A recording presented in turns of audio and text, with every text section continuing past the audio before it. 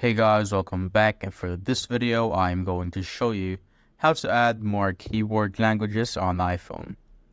So first, what you want to do is open up your settings app. Once you're there, just scroll down to general right here, tap on general, then scroll down till you see the keyboard option right there, tap on it, and at the very top you will see a keyboard option. You want to tap on that also. And here you will see all the keyboards that you are currently using. So I have my English US version keyboard and my emoji keyboard. And if you want to add a new keyboard, you just need to tap on the add new keyboard button right there at the bottom. So just tap on that. And you could see any list of languages right here. So let's say I want to add Filipino, and it will automatically be added right there.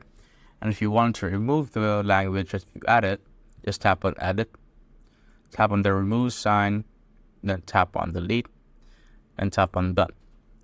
And that's basically it, guys. If you have found this video helpful, simply leave a like below or subscribe because it helps reach more people. See you on the next one.